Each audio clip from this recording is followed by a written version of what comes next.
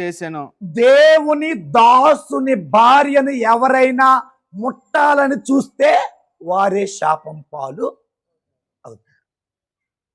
అబ్రహాము విశ్వాసం కలిగిన వ్యక్తి, అబ్రహాము దేవునికి విధేయత చూపిన వ్యక్తి, అబ్రహాము దేవుడు చెప్పినట్టుగా ఐగుప్తు దేశం కానాను దేశానికి బయలుదేరినటువంటి వ్యక్తి. ఈ క్రమంలో ప్రాణ భయం చేత భార్యతో చెప్పమన్నాడు, చెల్లి అని చెప్పమన్నాడు. కానీ దేవునికి తెలుసు తన దాసుడిని, తన దాసుడు భార్యని, తన కుటుంబాన్ని ఎలా కాపాడుకోవాలో దేవుడికి బాగా తెలుసు. తన దాసుడు భార్య మీద చెయ్యి వేయబోయాడు ఫరో రాజు.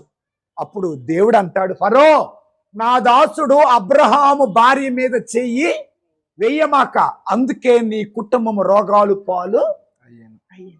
ఉత్తమ జంట కాబట్టి, పవిత్రమైన జంట కాబట్టి